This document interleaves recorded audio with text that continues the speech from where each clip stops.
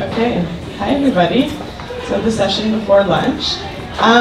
My name is Erin, Erin Lemcke. I'm from the Geneva Center for Autism. I'm the supervisor of adult services there. So today what we're going to talk about is transition planning for complex, or individuals with complex needs. Okay. With me here I have Liza and Liza Deir, who work as part of our transitional supports program. The age range that we're kind of talking about today, which our transitional supports program serves, is 18 to 30. Primarily, the age that we're looking at is the 21 to 24 range, guys coming out of high school and looking for what's the next step. So, that's us. All right, so when we sort of talked to Jennifer about what our topic was going to be today, and we talked about complex needs, we thought that we should just maybe start off by telling you what complex needs means to us. So everybody in the room here that I've met comes from, you know, a little bit of a different angle in this sector. For us, we come from the lens of autism. We're the Geneva Center for Autism. And while it is not required to have a diagnosis of autism to attend the Geneva Center, a vast majority of our participants do have a diagnosis of autism. So complex for us usually means autism plus. So autism plus meaning autism plus a mental health diagnosis, so dual diagnosis. Autism plus environmental instability, so homelessness, things related to that. Autism plus crisis, so aging parents, things like that. And autism plus, which is a majority of the situations that we deal with, is challenging behavior. So severe aggressive behavior, severe property destruction, or severe self-injurious behavior. All right, so I'm going to assume that many of you are familiar with autism spectrum disorder, but just to make sure we're all on the same page, I'm just going to do a quick little explanation of autism. So autism is a lifelong developmental disorder, and the range of the disability varies widely. So when you say you've met one person with autism, well, you've met one person with autism. You can't look across the spectrum. And presentation of symptoms may change over time. So, you know, a child with autism who has no maladaptive behavior, no aggressive behavior, well, as an adult, that might look very different, which poses a particular crisis for families often who haven't had to deal with any of those maladaptive behaviors, and now they have a young adult, they have an adult, you know, big men in their home who are beginning to display aggressive behaviors or property destruction or something like that. All people with ASD have difficulty with communication, learning, and social skills. And right now, definitive cause is not known. Okay, so the Diagnostic Criteria of ASD, so this is from the DSM-5, which was released in 2013. And now there are two markers for autism. So A being social communication, and B being restrictive, repetitive behavior. So in order to receive a diagnosis of autism, individuals must meet 3 of the 3 criteria in category A, which looks like social emotional reciprocity, difficulty in nonverbal communication, and deficits in maintaining relationships. And then they must meet 2 out of the 4 criteria in category B, which is stereotyped or repetitive speech, excessive adherence to routines, highly restricted or fixated interests, or hyper or hyposensitivity to sensory input.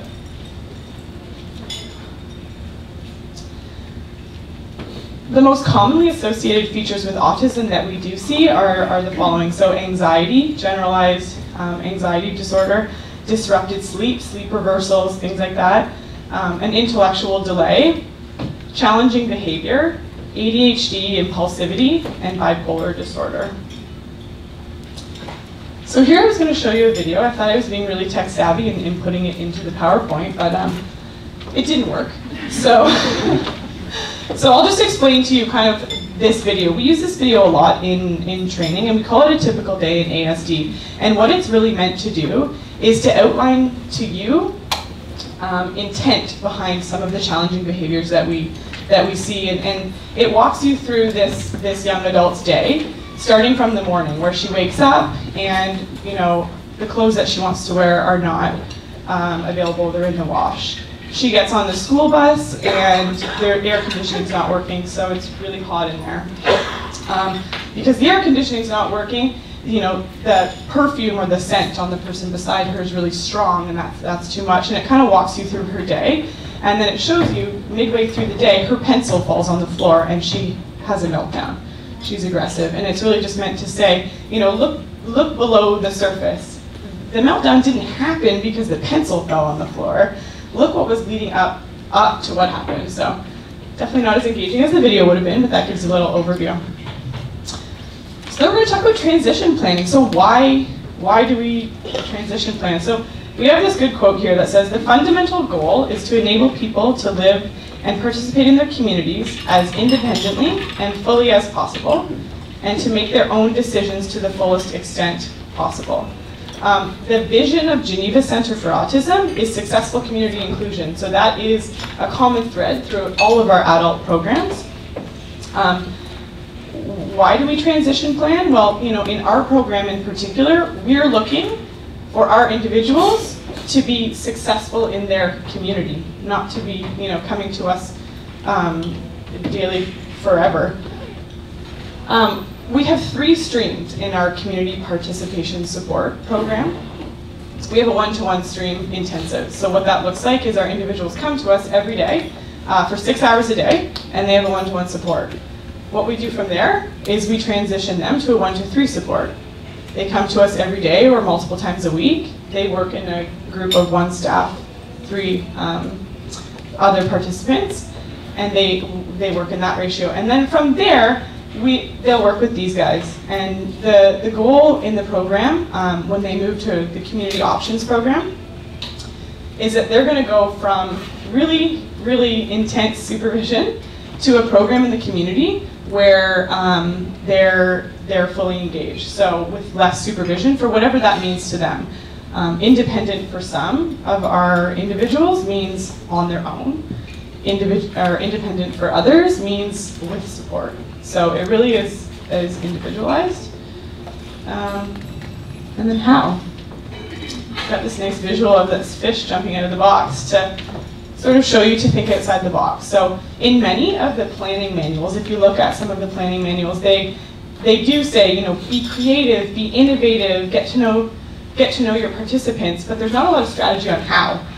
Planners are very, very creative, and I give them that, but there's not a lot of direction on how, and we're really encouraged to think outside the box. So what we're going to walk you through right now is the flow of how we do a transition for an individual in our program. And then Leia's going to take you through a case study that she did recently of an individual, a young woman, who transitioned from our intensive day support program, where she was fully supported all day, to a community volunteer position.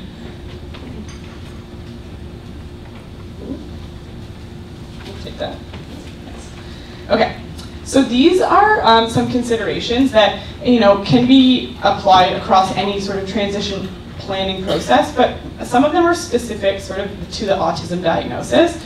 The first one being that special attention needs to be paid to challenges associated with executive functioning. So when I say executive functioning, what I mean is that individuals with autism often have difficulty with impulse control, with maintaining attention, with their working memory, with planning and prioritizing, task management, time management, and emotional control. That kind of all fits into the executive functioning label. So executive functioning, language and communication. So developing an understanding of how that person communicates.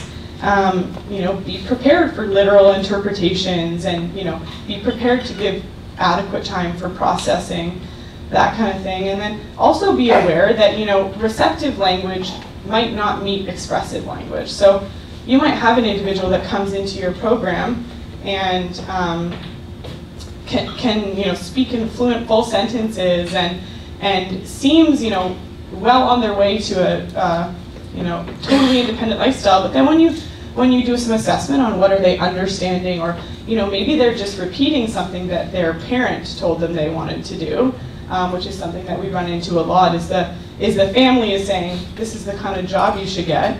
So we have our individuals coming in and saying, this is the kind of job I want, which, if you dig a little deeper, that actually might not line up. And we're really trying to get to the bottom of what does the person want to do. Social interaction for individuals with autism is difficult. Social interaction, even being, if we're looking for someone to go into a volunteer environment, and they're working, say, from 10 o'clock to 2 o'clock, and they have to spend an hour in the lunchroom, what are they going to do in the lunchroom with their colleagues? Are they going to sit and have a conversation? Do they know, where the microwave is to heat up their lunch and that kind of thing? Do they know how to ask for those kinds of things? Also looking at things like emotional regulation, any challenging behaviors, and sensory needs. So here I just have a little visual of some of the communication systems that you might encounter with an individual with autism who isn't verbal, so who isn't sort of speaking to you. Most commonly, this is what we're working with. So this would be probably what you were most familiar with. The first one being sign language, the second one being picture symbols, and the third one being some sort of voice output communication aid.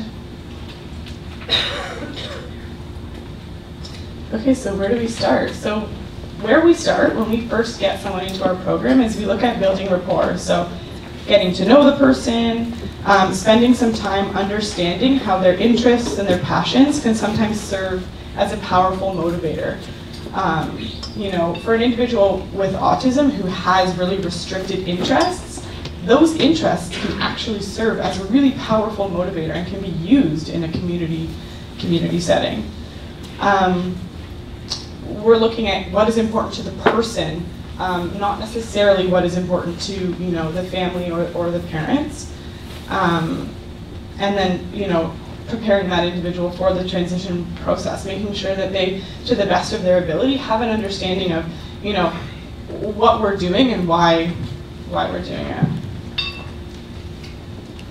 So the next thing that we do is we identify the goals. So we identify what type of goal we're looking for. We're not always looking for employment. Sometimes we're looking for volunteer positions. And sometimes we're looking for just any community-based program that person is interested in. We're not going to choose the goals for them. We're going to go based on what they're interested in. So the other thing that we do is focus on strength-based goals, which I'm sure that everybody's familiar with. But what we're looking at, particularly in our program, is what are you good at? What do you like to do? What are you good at? Not, you have these deficits, how can we fill the gaps? We're not looking to do that. We're looking to build on what do you do well. Let's make sure that you're empowered to do that more, and let's make sure that you're in the community doing it. And then with the goals, we look at the steps to getting there. So we don't start off with a goal that says you're going to be employed for 30 hours a week, or you're going to volunteer for 10 hours a week. We start off with the steps to get to that goal. And we do it by making SMART goals. So is everybody here familiar with the SMART goals, or what SMART goals are? Some people? Okay. So SMART goals, this is just a fun little template to remember what they mean, but when you make a SMART goal, you're looking at making the goal specific. You're looking at making the goal measurable, attainable, relevant and realistic, and trackable. So we'll give you an example of some SMART goals when Leah shows you Jane. The next thing we do is identify barriers. So you can't fully identify all of the barriers that you're going to run into before you put your plan in place, but you can try and identify some that are, the biggest. Expect an adaptation time, for sure. Some of the barriers that we're talking about here are things like hygiene. You're going to a volunteer position at a food preparation planned or whatever, and you haven't showered in the morning, or you didn't brush your teeth, or something along those lines. Like, that might be the first goal for us, right? So instead of saying volunteering is our goal, we might start with a goal that focuses around hygiene so that we can meet that goal, we can be successful, and then we can build on it. And we can eventually get to the point where our goal is that volunteering. All right, sorry. All right.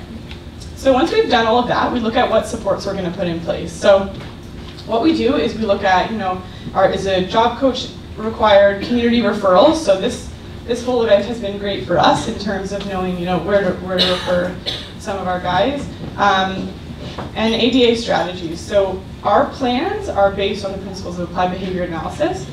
So we often look to that. One thing that we do most often is we use visuals. So we've talked a little bit about visuals actually in most of the presentations that we've kind of heard across the days. But sort of this is, why would you use a visual support for someone on the spectrum? So, an individual with ASD may have difficulties processing information that's only auditory. So maybe they could repeat back to you what you said, but does that mean that they understood it? Maybe not. Visual cues clarify information by making it permanent. You can refer back to it. If you've ever seen Temple Grandin's movie or seen Temple Grandin speak, you'll know that some individuals with autism describe being able to see pictures or see videos playing in their head when they think about something. So it acts as that cue. And visuals should be specific pictures rather than general ideas when you first start off. So some of the visuals that we often start off with is things like a choice board. So here, I chose some winter sports because it was winter last week when we were here. And, saying to the individual, what would you like to do? Skiing? Would you like to go snowboarding? Or would you like to go snow tubing? So instead of just asking them, where they might repeat the last thing you said, right? They might remember that you said snow tubing last, so they might just say snow tubing. That happens a lot. If you give them a picture and they're able to choose, you're maybe getting a better understanding of really what it is that they're motivated by. Okay, so how do visual aids help? Individuals with ASD show difficulties shifting and establishing their attention. So a visual helps redirect focus, and it allows for more time to process the information. Some individuals with ASD can't filter out background noise and don't know what to listen to. So this setting right here might actually be really, really challenging. But a visual clarifying the expectations and being concrete and to the point can assist. It can assist in transitions or remind them to stay calm, right? So during a transition, it's don't panic or don't get anxious because this is coming and this is when it's coming. And a visual can help that. And visuals encourage independence by decreasing prompt dependency. Prompt dependency is a tough one, and often with the population that we serve, we see, they've got some really strong advocates in their life, and they've got people, wanting to help, and this was touched on this morning, wanting to help and doing things for them, and then when it comes time to be an adult, and we're saying, okay, now we want you to do it, you're an adult, well, that's hard. And the last thing that we do with all of our participants is we look at a task analysis. So we break the larger task into smaller tasks. So if you think about a task analysis of what steps are involved to get to work on time. So for some of us, I could say, to get to work on time, you need to set your alarm, you need to save 15 minutes for your shower, you need to be able to stop at Tim Hortons, and you need to, leave 10 minutes for traffic. That might be okay. That might be my task analysis, right? That's how I would identify what I needed to do in the morning. an individual with autism might need, you pick up your iPhone, you put your password in, you open up the clock, you click on the little tab, you put the time in that you want to wake up, you push OK. It might be that many steps. And think about, how long that task analysis is to be getting to work. And if we're skipping over some of that stuff, if we haven't made a task analysis that's suitable for the person, and we're skipping over that, and we're saying, like, you got up 20 minutes late. Well, nobody showed you how to, fully set your alarm. We assumed that because setting the alarm was in the task analysis that you would do it. Well, that's not always the case. So really looking at a task analysis that's suitable to the person that you're working with. And then we're a big fan of reinforcement. So what is reinforcement? So an effective reinforcer is anything that when linked to a certain behavior increases it.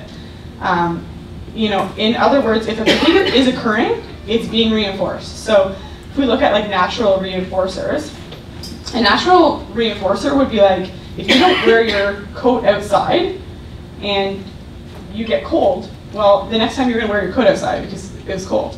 Your coat is reinforcing in cold weather. Or contrived reinforcement, which might be more familiar, is something like a token board, or, if you do this, you come to work for the day, and I'll give you a paycheck. That kind of thing. So examples of reinforcement that we use, and we try and really be broad. We're not going to try and slot someone into, this should motivate you, this should be reinforcing for you. It really needs to be individual specific. So snacks, like I love chocolate. So last week when we got chocolate on the way out the door for doing the survey, I would have done the survey 3 times for that. Things like active things like skiing or listening to music or swimming. Paychecks are obviously pretty reinforcing to everybody. Some people just love wow, you did an awesome job, or that was really stressful and you handled that well. Or exclusion from responsibility. So you did that and now you can go and sit in your room and watch TV for the rest of the day. That's motivating to them. And then finally, what we do at the end of our plan, or throughout the plan actually, is that we evaluate the effectiveness of accommodations. So plans are not static, and there was a quote that I think I didn't read earlier, but that says, don't fall in love with your plan, it's going to change. The process of continuously evaluating the plans is really, really important, especially in complex situations, because things could be one way today and a completely different way tomorrow. And if you're not evaluating what the progress is or what the steps are you're taking, you're not going to capture that and not going to move forward as effectively if maybe you had evaluated your plan. So that's the end of me. Leia's going to take you through our case study on Jane. Let's see if I can do both things at once. Not promising anything. So one thing that we wanted everyone to be able to take away from today is real life situations where we put this planning framework into place and how you might be able to do that for your own clients. Let's see. So one client that I work with, her name is Jane, and I'm going to try really hard to refer to her as Jane. So a little bit about Jane. She's a woman in her mid-30s. She's female identified. She's diagnosed with autism as well as generalized anxiety disorder. The transition that we were planning for Jane was a little bit what Erin was saying before, that she was involved with the high support stay program at Geneva Center. So that's a 1-to-3 ratio, and it is for individuals really who do have high support needs. And that wasn't really a good fit for Jane anymore. So she was being transitioned into a community volunteering experience. So a little bit about what that looked like is that it was a community-based food organization. I'm also not going to be using that name, but I feel like most of you by the end might have a hint of what organization that was. So it's a food-based community organization that has multiple programs. So some of the programs it has is a community kitchen. It also has I guess like a produce box. So the organization itself purchases bulk produce and then essentially makes produce boxes out of that produce for individuals in the community to access at pretty reasonable prices. So community members can go to community centers and access these boxes. So the placement we were able to find for Jane was actually in that community food box program, where what the tasks look like were initially counting out fruit, packaging the fruit and vegetables, and putting them into those food boxes. So the next step was building rapport. So a little bit more about Jane. Jane is a foodie. She loves food. Not only that, she loves eating. She loves cooking with her home worker, and some of her favorite community-based activities were visiting restaurants, especially visiting Tim Hortons, which is always her favorite. So very motivated by food. She's also really good at word searches. She is able to write. She is able to read. She really likes playing cards. Crazy Eights. She will beat you at Crazy Eights, hands down. She's probably beaten both of you guys at Crazy Eights. Some other great things about Jane: she has really strong receptive language, so she does understand when you're speaking with her. She can follow most directions. She's also very talented with numeracy, so she can ID numbers, she can count, she has a pretty good grasp of math. Also, she's able to answer most open-ended questions as long as they're concrete and you really do give her the time to answer them. So what Jane's goals and transition looked like through the SMART goals. So the goal was specific. It was to transition from the day program and to volunteer 1 day a week with some supports at this food-based organization. It was a measurable goal. It was time-based. We planned for about 2 months of actual on-the-site job coaching by myself, and then an additional 4 sessions, or about a month, to,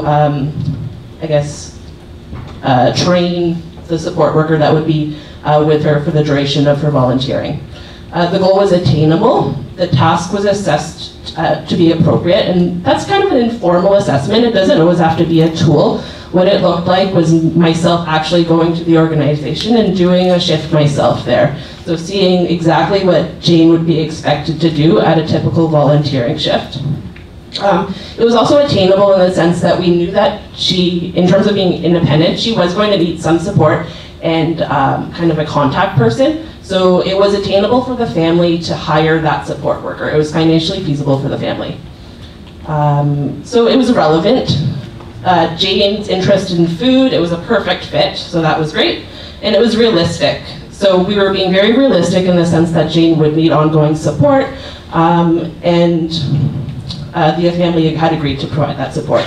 It was trackable, so the tasks were broken down in a task analysis, and that data was used to be, or was collected and tracked in order to see her level of independence and track skill mastery. I went one too far. Thank you, Erin. Yes, I wouldn't have wanted to skip that one. Okay, so those are some of the really great things about Jane. Some of her challenges and barriers included expressive communication. So while she's able to answer questions, she's not really able to start or engage in reciprocal conversation. And that also kind of leads us to the next part in terms of social skills. So being in a community-based volunteer position, that was going to be a little bit of a challenge. She also, sorry, my hair was getting in my face. She also has some task management challenges. So she's a bit prompt dependent. So what that means is that she needs some support in order to do a skill that maybe she's already mastered. That might just be in terms of stopping or starting a skill even. Some time management challenges. So Jane had the tendency to become hyper-focused on a task and sort of lose track of time in general. So time management. Also, in terms of, she can ask for a break. Like if she was feeling a little frustrated, she could say, I want a break, please, and go and take a break. But what we found was more of a challenge for Jane was time-based breaks. So it's lunchtime, everyone's leaving the floor to go have the lunch in the community kitchen now, and for Jane to be able to see those social cues and go with those people. There's also some temperature sensitivities. So this was a warehouse environment. There was big kind of large doors being swung open into the winter, fridges, freezers, all sorts of kind of sensory unfriendly things if you're hypersensitive to the cold.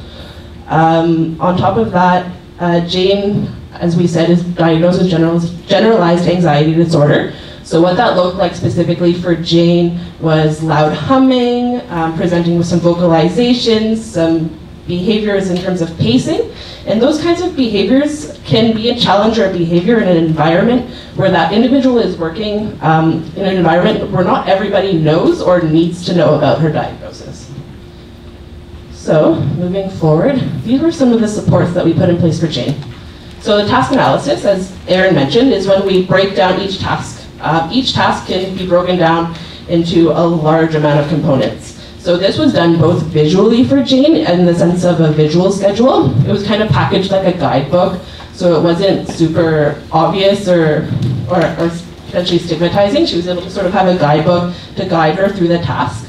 And then also that task analysis was used by myself in order to track her task and her skill acquisition. We used some other visuals. You'll see those visuals as well as part of that visual schedule in a few minutes. One visual, for example, we put in place was even at home, her parents reported that Jane had issues identifying rotten fruit. So on occasions, the parents had kind of ripped fruit away from her, being like, Jane, this apple is rotten, and Jane might not have noticed that. So this obviously had consequences in a food packing environment where she had to identify what fruit was not suitable to be packed. There was also sensory considerations. So in terms of the cold, we did encourage Jane to bring a light jacket. She even wore a hat at sometimes. So a support for that was pretty, I guess, common sense. And then we also did some workplace education. So we were very lucky to find an organization that was very accommodating and inclusive environment. But we were able to do some additional training with the staff, and particularly the supervisor, in terms of how best to communicate with Jane using visuals. So that was really nice. The support worker was facilitated through us in terms of family hiring them. And we did that through the CHAP program, which is Community Helpers for Active Participation. And then as well, facilitating natural reinforcers. So Erin talked a little bit about this. And some reinforcers can be reinforced from the environment itself. So the really nice thing about this food organization was in the staff room, there was a nice big bowl of fruit. Any person, volunteer staff, could help themselves to a piece of fruit when they came in or were in the staff room.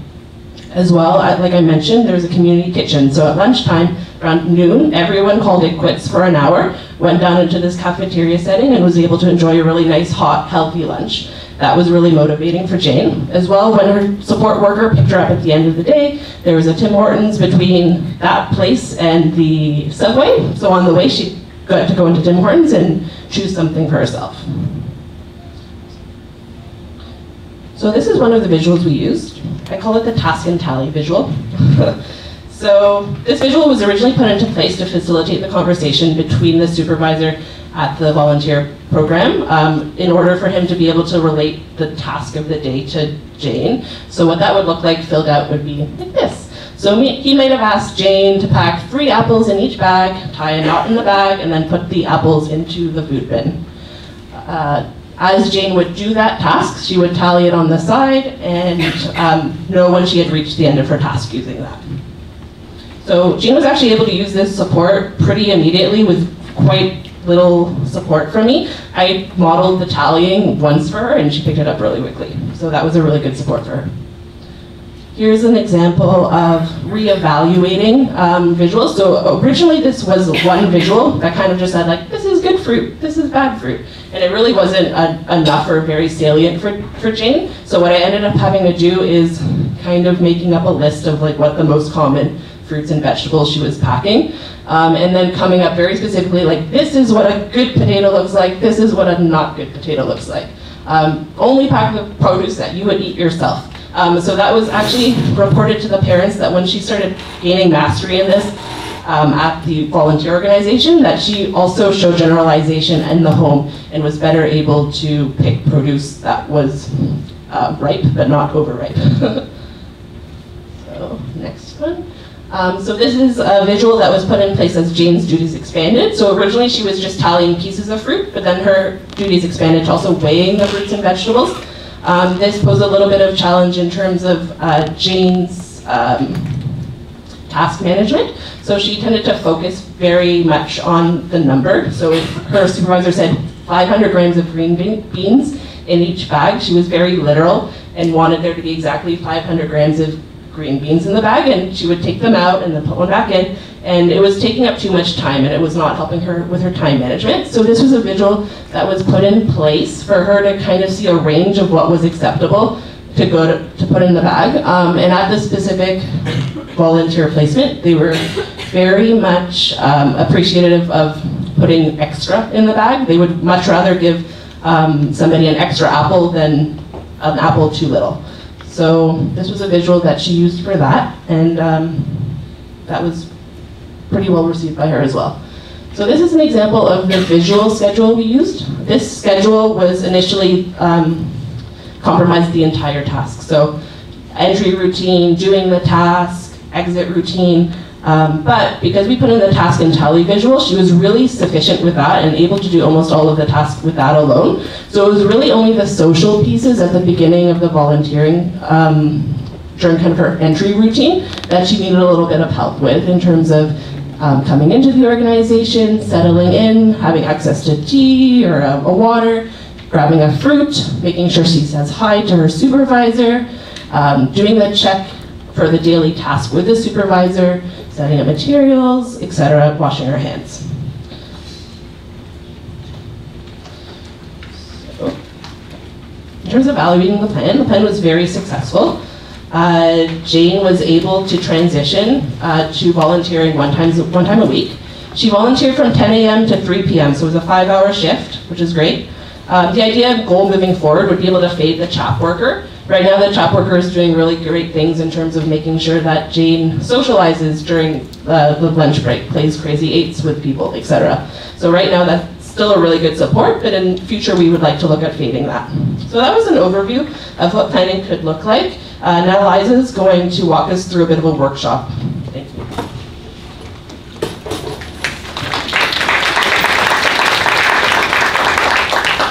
Okay, so the last part of our presentation, we want to get you guys involved at your tables. So in a moment, I'm going to actually ask you guys to open up the Kyle case study for today. That's, I think, at the beginning of your packages. And I don't know if you guys have had a moment to read through that, but we want to add some things to it. So we want to add that Kyle now has a diagnosis of autism. He's very punctual, so he's never been late to a meeting with his support worker. His goal is to find employment in an area of interest. And as you guys can read in your case studies in front of you, that he really enjoys being outside, even if it's cold. Kyle's mom often pressures him to apply for jobs that might not be of interest to him. So that's another area that he has a little bit of challenge in. When Kyle's given feedback, he's often dismissive and places blame on others. And he gets flustered in stressful situations and might have some anger management issues. So there's a blank page after our presentation. And I want you guys at your tables to highlight Kyle's strengths, his barriers, and his supports. We're going to give you guys maybe 7 minutes to talk about this at your tables, and then we're going to facilitate a discussion around that. Any questions? Yeah, strengths, barriers, supports. Let's pull it back in. Is there any table that wants to start by highlighting Kyle's strengths? So in the case study that you read and anything that you see up here on the board, who wants to start by highlighting some strengths? Sure. Yeah? Louder. He's able to write, so that's a strength. It appears that he's been in a work environment already, so he has some experience in that type of environment. Great, so he has some work experience already. Good point. Friendly and punctual, right. Motivated. Motivated, yeah. Yeah, and I think that's something that we deal with a lot, right? I think a lot of the times we get participants coming in and they say, well, I want to work, and then sometimes they're not showing up to meetings. So it's really finding out, you know, what's your motivation here? What do you want to do? Yep. He's able to express his likes and dislikes. Yeah, so he's able to express like what he likes and what he doesn't like. It's great. He's liked by his roommate. Yeah, that's a good one. So he has friends, right? Anybody else? Okay, those are some really good ones. Oh, sorry. He likes being active and outdoors. He likes being active and outdoors, yeah. And I think that's good probably to highlight maybe in his goals, right? He likes to be outside, so maybe you could focus a goal around that. Let's talk about some barriers now. Who wants to start with some barriers that Kyle is facing? Sure. His mom, she probably is well-intended with the pressure she's putting on him, but that just adds a whole other element for him to deal with and may upset him, confuse him. Right. So perhaps the mother needs some education and support as well. Right. How to work with Kyle. Yeah, that's great. Did everyone hear that? It's a good point. And I think maybe some advocacy training for Kyle himself as well, so that he can, you know, be able to express what he wants to his mom, because somebody that's important in his life. Another barrier. Over here. Communication. It's hard for him to express himself. So Right. barrier, yeah. Right. His Behaviors, yeah. So he exhibits some inappropriate touching in public. So that's probably something that we want to focus on right off the start before putting him into the community. Looks like he gets bored easily. He needs to be challenged. Right, he gets bored easily. Yep. Yeah. We were talking about that maybe the fact that he's transitioning, because before he used to go to a structured, let's say, shelter workshop for 5 days. And maybe a challenge for him would be going from that to Yeah. going, like, not having like perhaps a structured support or something that he was used to doing. Yeah. For people, it would be even more difficult to go from something structured to something unexpected, and maybe that challenge would be for him to find that some sort of continuation. That's a really good point. Or find again some sort of structure. Yeah. Yeah, so maybe the recreational activities that he's doing in the group home just aren't enough for him right now. Yeah. Yeah. The criminal charges, some volunteer postings or jobs don't have to do a criminal reference check. So either how does the parents have that conversation with his employers? Great. Yeah. Yeah. Since a lot of community social skills, is there a group home, is there a shelter for job, and how much experience is in the great community? Sorry.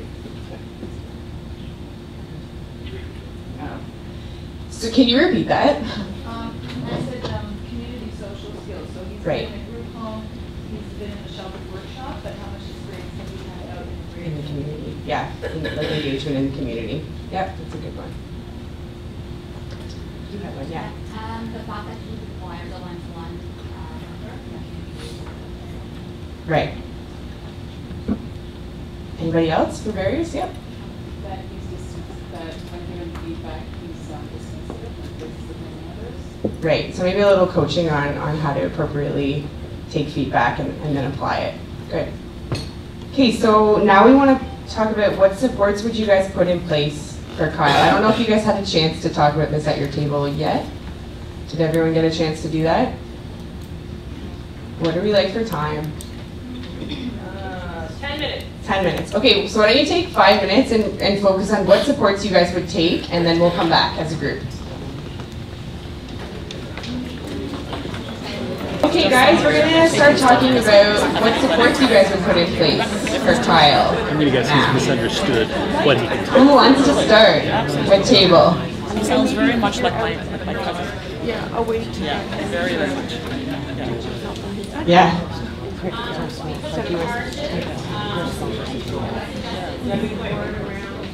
navigating in the legal system. So,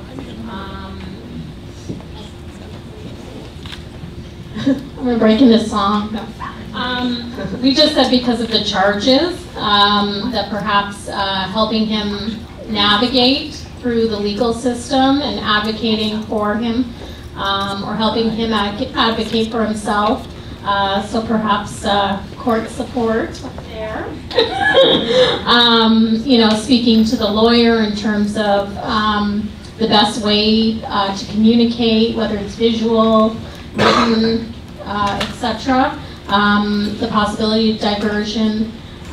The legal system can be quite overwhelming for people who aren't presenting with any issues. And there's a lot of anxiety around going to court and so forth for most people. So perhaps, you know, the person, you know, if they can see the courtroom beforehand and where everybody is, or, you know, there is a possibility to set those things up. So we're talking about the sort of the legal situation for starters. So that's really good. I like that. Yeah.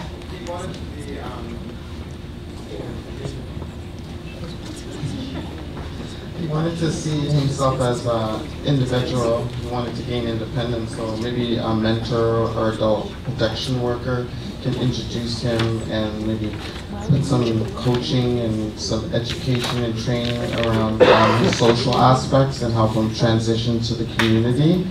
And I also wondered, because he wants to live with a roommate, and he has identified as touching himself, like maybe there's some thing around gender identity or who that person he would like to relate to once he's living with that roommate. And maybe planning a structured outdoor activity that might be job related, or having him be a part of a team so there's more inclusiveness. Good, yeah, that's awesome. Okay, we're gonna get maybe one or two more, and then we want some time for questions, and yeah, go ahead. We talked about a lot of those things as well. We also thought, obviously, courts probably a good thing, because this inappropriate touching can really just be teenagers. Right. I mean, so maybe we're reading too much into this, because there's someone who has access to responses, who can sort of look into the behavior and figure out what really went on there.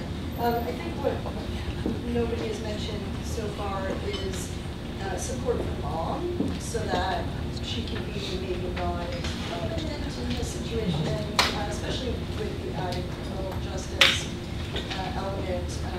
Parents really need to know what's going on, but they also really need to be able to support their kids through it knowledgeably, but also deal with their own stuff, and maybe that might help Kyle sort of gain some be able to focus on that Yeah, that's really great. Maybe getting a behavioral consultant in there. I think we have time for one more. So we talked about some healthy sexuality training. Like David Hinsberger has a fabulous masturbation video that talks about appropriate touching, and so that he, instead of internalizing a lot of shame, that he realizes that there are spaces where he can touch himself and appropriately. And then we talked about a bit about the loss and the anger that he's feeling. So we know that he's been at a supported workshop for a long time. We don't know what his experience of that workshop was. We don't know if he has loss and anger issues around a whole community of people that he's no longer with. So having some supportive therapy around both the challenges he's facing with his mom, but also around coping with loss and anger. And then as an extension of that too, looking at connecting him with the self-advocate group. There's the Self-Advocates for a Brighter Future group that meets once a month, and there's also another group that meets at libraries, so that he feels like he's empowered with more of a voice. And also getting him set up with an employment program, and the Toronto meetup groups for his love of the outdoors. There are so many groups that are specific to walking trails together and exploring the outdoors together, so he can connect more with people who have similar interests.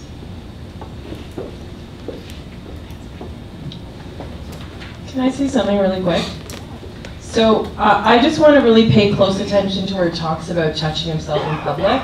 because I worry we get so many people that get presented who have been identified as committing sexual offenses or they are a sexual offender, I'll quote it. And it's such a horrible label for people. It's a horrible label anyways, even if you've been charged. But it carries so much stigma that I think it becomes really important for us to ensure that what is their risk? Is it like what it is? What is the purpose of his behavior? All of that kind of stuff. Because I just see so many people at the other end of it who have been put in this box, and it may have just been about education or opportunity or all of that kind of stuff. So I think just paying attention. And I think it even goes beyond showing a master. Like, I think that's part of it, but I think it's just really exploring what that's about. Yeah. Can we do one more? Melanie has a question. Question or? Yeah, no, I just wanted to make a comment. I just wanted to make sure that when someone's profile has changed that extensively, so we're talking about there's been charges and there's been programs ending and someone has a desire to leave a supported environment because they have reached maybe new skill development. I think we have to be mindful that while we do planning, we also have to update those system supports. So, contact the DSO, speak to one of the navigators, find out, is it time for an assessment? If they're a migrated individual, do they have a baseline assessment? Is there maybe to be put on a wait list for person-directed planning? Maybe to make sure that all of those things, including the language that Jennifer's mentioning around appropriate or inappropriate language skills, that it's not poorly reflecting someone, but it's also an honest representation so that when someone is matched to service, it's an appropriate match. Yeah. Thanks. Okay, so I don't think we do have any more time for questions, but we are here all day today and next week. If you have questions, we're happy to answer them. We did have a really good question just while we were standing up here, and I just wanted to point it out before we're done. It was around the visuals and how we make the visuals, and does that take a long time? In your PowerPoints, I didn't put it on the one that we played up here, but in your PowerPoint there is a slide that says visual resources, and I just listed some places that we get our visual resources from, or easy to sort of use visual resource sites, and they don't take as much time as they might look. It looks like they're very fancy, but in fact they don't take that much time, so don't be intimidated. I think that's all. Thank you very much, and enjoy your lunch.